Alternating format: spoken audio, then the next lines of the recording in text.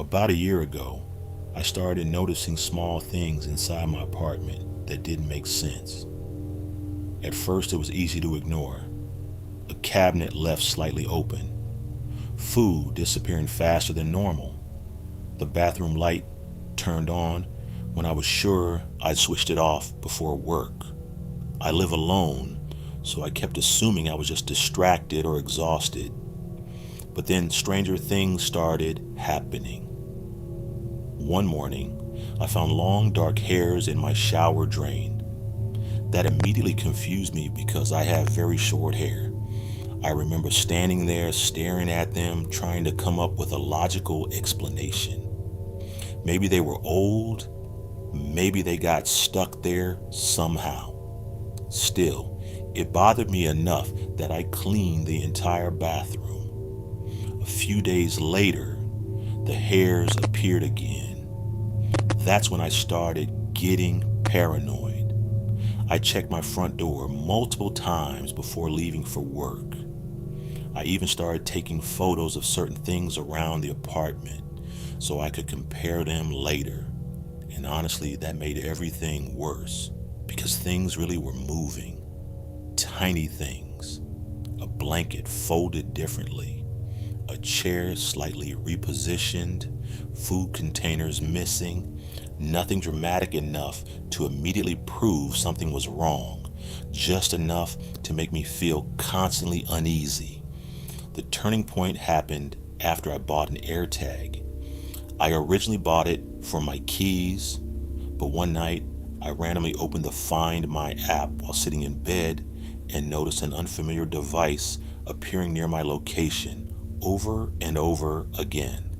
At first, I assumed it belonged to a neighbor, but the signal stayed close no matter where I moved inside the apartment. Bedroom, kitchen, bathroom, it stayed near me.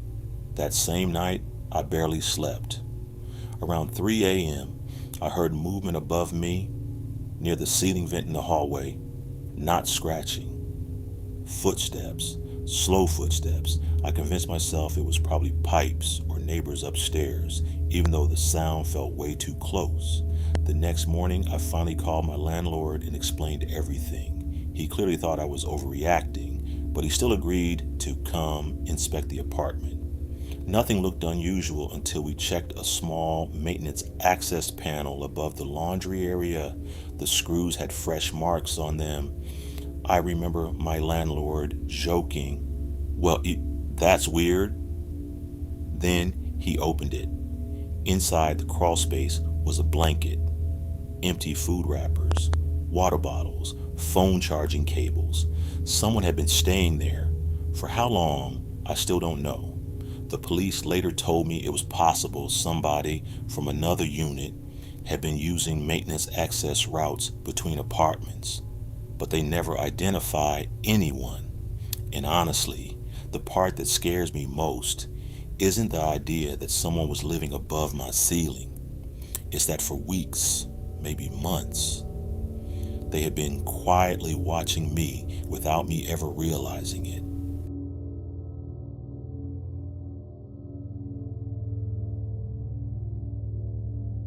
I've always been obsessed with analog tech, but I never expected it to haunt me. Back in the 2016, when I was 13, I got my first instant camera. Polaroid film was expensive, so I hoarded my cartridges, keeping track of every single exposure. That's why my blood ran cold the day I found a dirty, white square buried in a frozen plant pot outside our garage. It was a Polaroid, and it was a perfectly framed shot of my own bedroom dresser taken from the exact angle of my closet. The chemistry of instant film requires light and immediate development. I hadn't taken it. Nobody had access to my camera.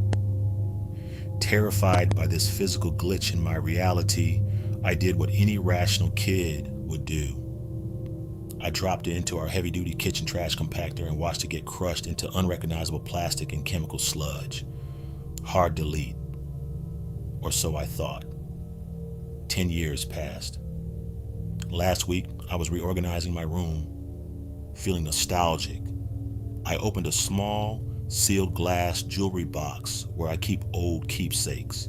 It was empty save for a few bracelets. I closed it yesterday. Struck down with a fever, I stared at that same glass box on my nightstand.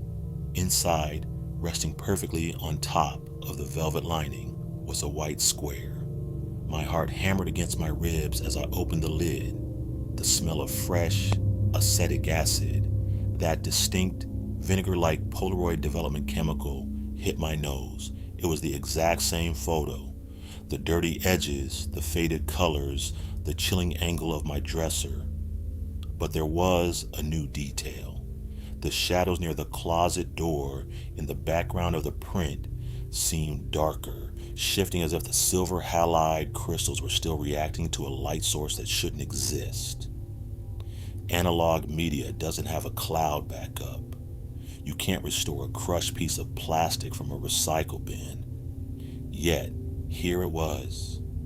And as I write this, I swear I can hear the faint, mechanical whir of an ejecting camera slide coming from inside my dark closet.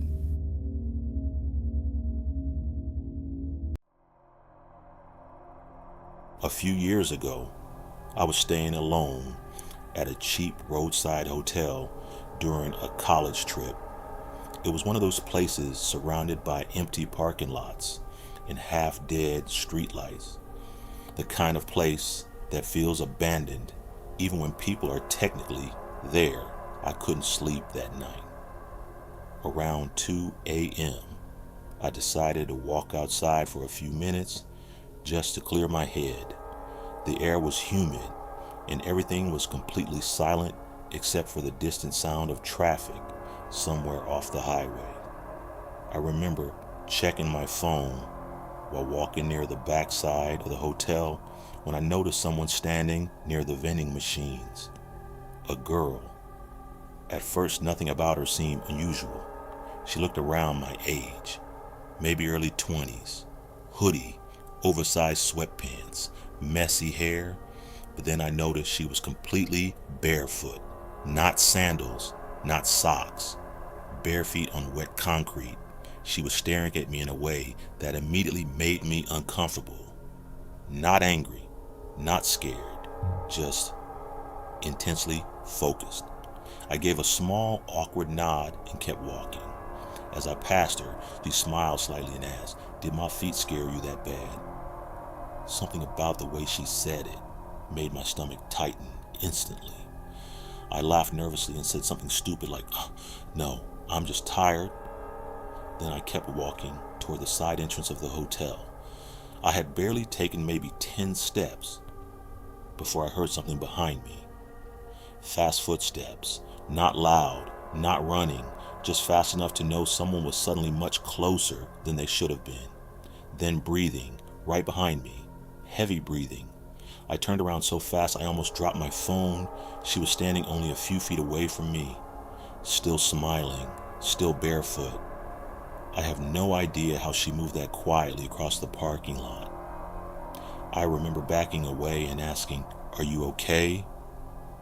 She tilted her head slightly and said, "You look lonely." I can still remember the way she said it. Not flirtatious, not friendly, almost curious, like she was studying me.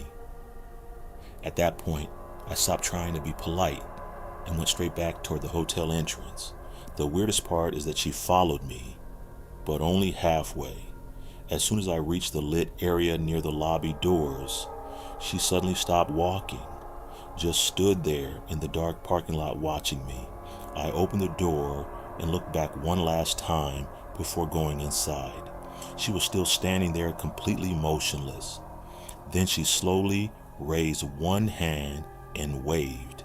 I went to my room, locked the door, and stayed awake until sunrise. The next morning, I asked the receptionist if anyone matching her description was staying there. The receptionist looked confused and said, "There aren't any young women checked in right now."